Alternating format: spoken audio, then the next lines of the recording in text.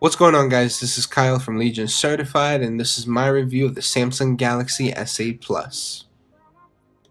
Alrighty, guys, so just jumping right into it, I do have to say that this device, hands down, has got to be one of the most beautiful devices of 2017. I think Samsung set a goal for themselves. They wanted to bring it with the design, and they brought it. This glass-on-glass, wonderful, beautiful build quality that you get with the Samsung Galaxy S8 Plus feels premium.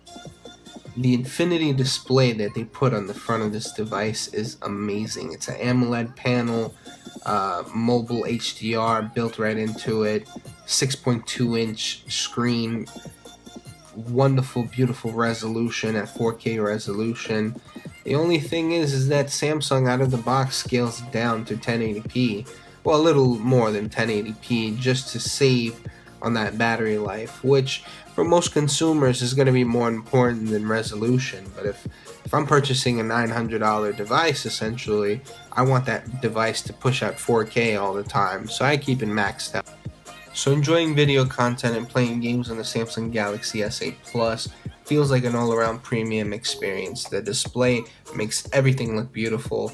The only thing is that with the Android marketplace being the way it is right now, a lot of these games and apps don't take full advantage of what the Samsung Galaxy S8 Plus offers in resolution.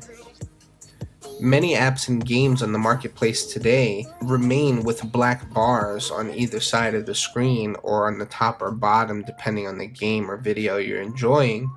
And, it's not Samsung's fault that the developers haven't utilized this screen resolution as of yet, but more and more devices are coming out with this longer form factor. So maybe in due time, these developers will then push the graphics on their games and push the actual resolution on their games to enjoy this bigger, wider, longer screen resolution altogether. The biggest, most standout change, other than the actual resolution and size of the screen, having to do with the display, definitely has to do with the removal of the physical home button. There still remains a home button, however, that home button is located under the display itself, which is a very nice addition to the premium feel of the actual device in total. Pushing the home button gives you the haptic feedback similar to what you find on the iPhone 7 Plus, and it just feels great. I think, though, in comparison to the 7 Plus, the haptic feedback on the 7 Plus is a little bit better. It feels more sturdy and stronger for some reason.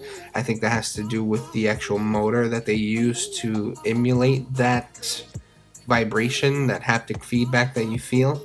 But in my opinion, it's still really nice when compared between the two. So when it comes to performance, Samsung has brought nothing but the best: Snapdragon 835 processor, Adreno 530 GPU, 4GB of RAM, 64GB of onboard storage with expandable storage with an SD card, of course. And it's also one of the first devices to bring Bluetooth 5.0. Essentially, what Bluetooth 5.0 allows you to do is to stream audio from one device, such as the Galaxy, to two other devices, for example, two Bluetooth headsets, while, of course, increasing the actual range of that Bluetooth. The device is also IP67 water and dust proof, comes with the USB Type-C wireless charging, of course a headphone jack, and powering this device is a 3500 milliamp hour battery pack. So jumping into the software, Samsung has definitely scaled back some of its TouchWiz UI. I've definitely seen an improvement throughout the years, just watching other YouTubers and watching other people using Galaxy devices to now, throughout the years, from the Note 3 on up.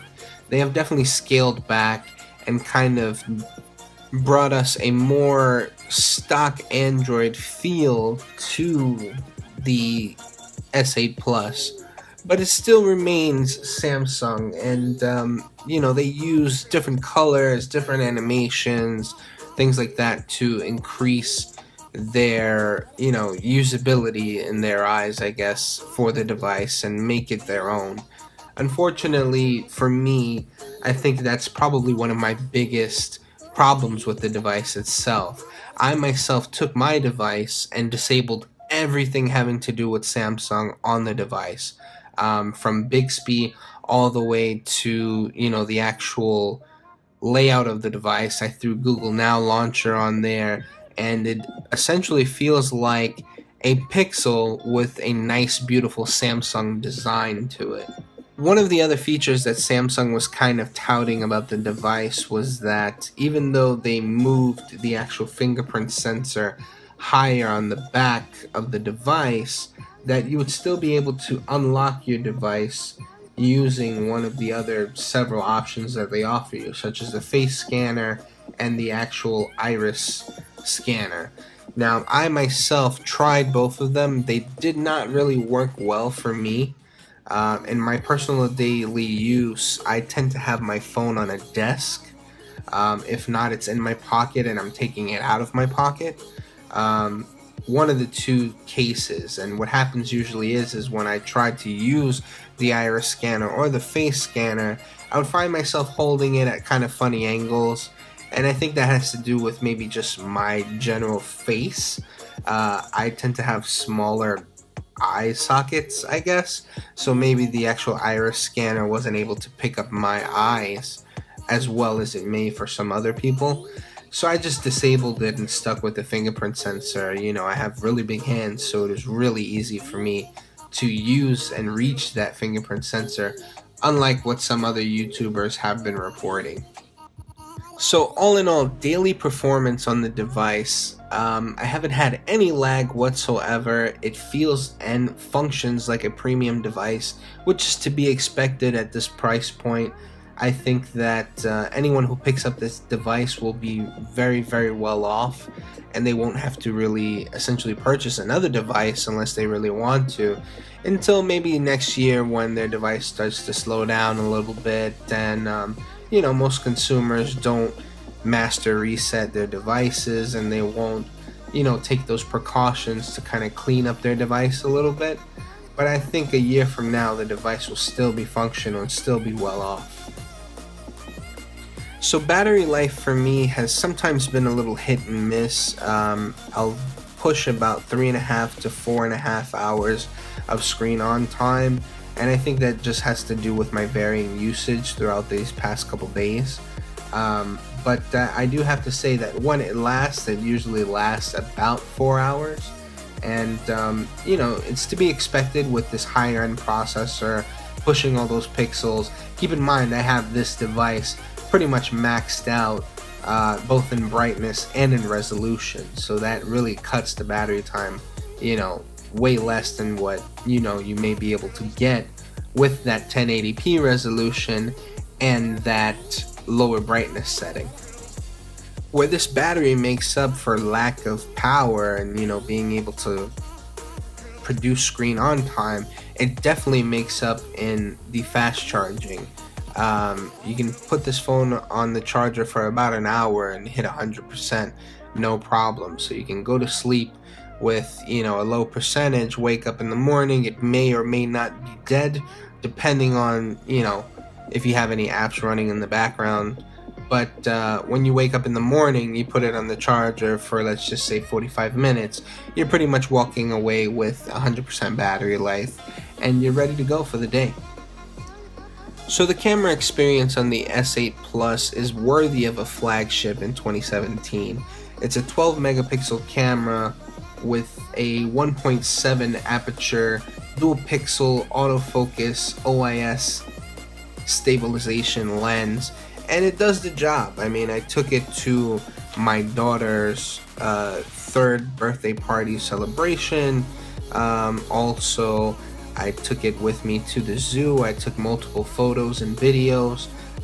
I'll insert a few photos here so you can see the actual picture quality of the S8 Plus.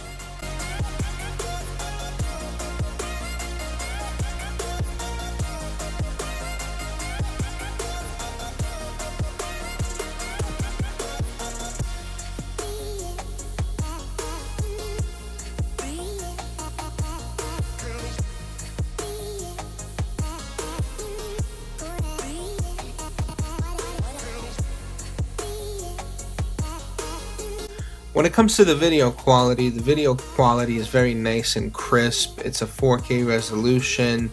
The device does tend to get a little warm at 4K, and also the battery drainage tends to be a little bit more compared to if you were shooting 1080p 60 frames a second, which is to be expected. 4K takes a lot out of the device. But all in all, the actual camera experience for the S8 Plus is definitely worthy of a flagship in 2017. So guys, just to sum things up, when I originally purchased the S8 Plus, I purchased it because I wanted a premium Samsung device, because I haven't owned one since the actual Note 3, and I wanted to see what it would be like to use in 2017, and I think that Samsung really brought it with the design and the software. The actual total package of the S8 Plus just feels amazing. It feels amazing to hold and use. I have no complaints about the device whatsoever. I think for a 2017 flagship, you cannot go wrong if you purchase this device. Now, I myself made the decision to eliminate all the Samsung software from the device. I think that is just my personal preference. Maybe some of you out there will also do the same as me. I know quite a few people have done so already, and I think that by disabling some of those background software Samsung processes that go on, it has definitely helped both my battery life and my screen on time, in general.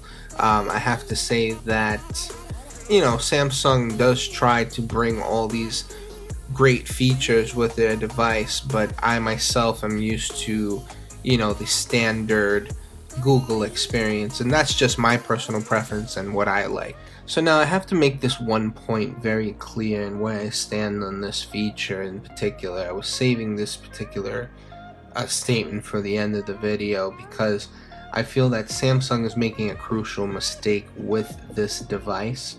Not really a complaint, but more of a mistake that they are making.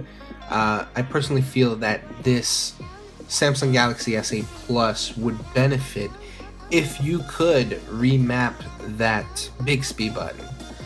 They released a patch because Bixby itself is a software, implementation that happens to have a hardware button attached to it.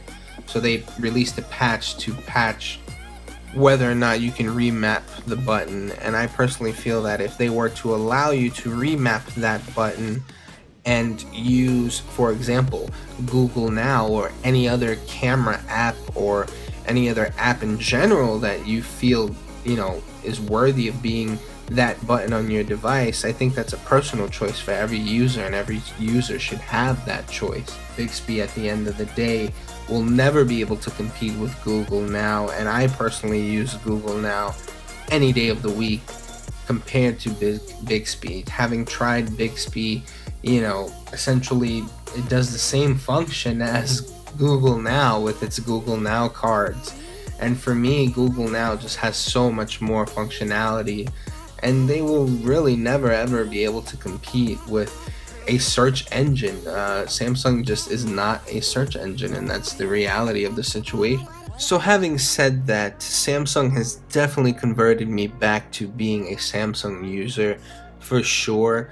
Other than the whole Bixby issue and the Bixby button in general, I think this device is one of the most impressive devices of 2017, and I have to say that this device really wowed me, even just holding it for the first time. And I do have to say that I've come to love the device, being that I have disabled Bixby and all the Samsung software. So I think if you want an alternative to the Pixel and you want a device that comes with the top specs, a great camera, and everything else that this device comes with, get yourself one of these and disable all the Samsung apps on it and go from there, and you'll have an amazing device. But other than that, if you were to just take this device out of the box, I think every consumer out there will have to say that this device is a really good device. I think this device is definitely one of my favorite devices of the year, and I think it will be everyone's favorite device of the year, unless the Note 8 is released. So all in all, guys, thanks for watching my Samsung Galaxy S8 Plus video. Comment, like, share, subscribe. Let me know what you guys think. Don't forget to follow me on Twitter and Instagram. I'm always on, always posting. So just keep in touch, guys. Have a good day.